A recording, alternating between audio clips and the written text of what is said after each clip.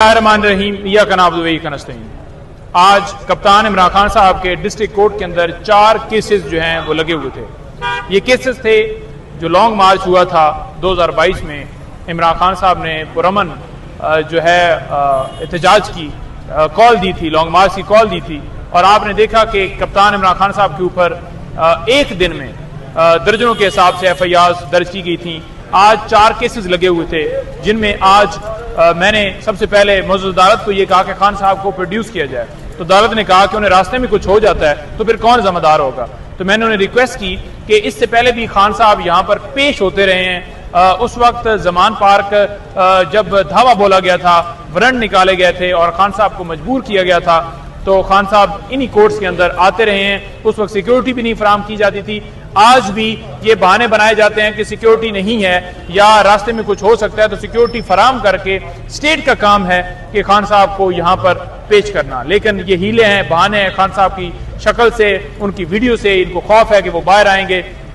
आज फिर जब अदालत ने उस बात के ऊपर तस्लीम नहीं किया, तो मैंने फिर 249 जो एप्लीकेशन दी हुई थी बरियत की, उसके ऊपर दलाइल दिए हैं। उसमें मौजूद अदालत को बताया है कि दफा 144 लगाने का जो कानून है उसमें बड़ा पब्लिकेशन करनी होती है पहले कि दफा 144 जो है वो लग रही है, लेकिन ना कोई ऐसा प्रोसेस किया गया और पुलिस ही इसके अंदर जो SHO थे वही इसके अंदर जो है मुद्दई बनकर उनकी मुद्दईयत में ये FIR दर्ज हुई। और उनको ये भी बताया कि जब अहकामात जो हैं वो SHO के नहीं थे दफा 144 के, तो फिर ये कैसे जो है वो FIR दर्ज कर सकता है, तो उसमें कंप्लेंट बन सकता है। तो उसमें मैं आपको वाज़ेह तौर पर बताता जाऊं कि साथ में उनको ये भी बताया अदालत को कि 109 करोड़ यानी कि खान साहब की मां के ऊपर आपने देखा कि दर्जनों के हिसाब से FIR दर्ज की गई कि खान साहब की मां के ऊपर वहां पर तोड़ फोड़ हुई, जलाओ गिराव हुआ। कोई एविडेंस नहीं है, कोई गवाह नहीं है, कोई उनके पास शवाहिद नहीं है,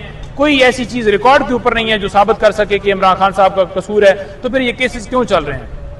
अदालत के सामने बताया गया कि इस के साथ साथ और मुकदमात में खान साहब, हालांकि अदालत ने कहा कि क्या ये मुकदमा जिसमें 249 और आज बरीयत के लिए दलाल दी जा रहे हैं, तो उनको बताया कि मुख्तलिफ मुकदमात में खान साहब बरी हो चुके हैं। 109 का रोल था और ये जो FIR इकट्ठी दर्ज की गई थी, इन्हीं FIR की दूसरी जो मुख्तलिफ जो है थानों के अंदर FIR हुई थी, मुख्तलिफ मुकदमात में खान साहब बरी हो चुके हैं। और उनको ये भी बताया कि जो उनके को एक्यूज हैं, जो उनके साथी हैं, जो उस FIR के तमाम FIR के अंदर जो बाकी लोग नामजद किए गए थे, वो भी तमाम जो है वो बरी हो चुके हैं मुख्तलिफ मुकदमात में। तो खान साहब को इन मुकदमात में बरी किया जाए, ये केस चलने के काबिल नहीं है।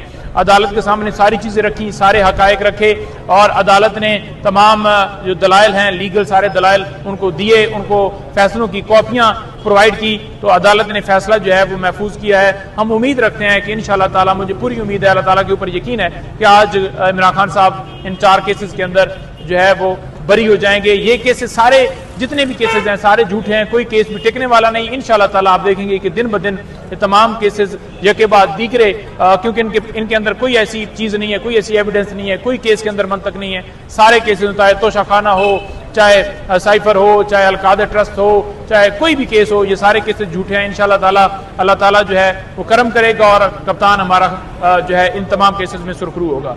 बहुत शुक्रिया। पाकिस्तान जिंदाबाद।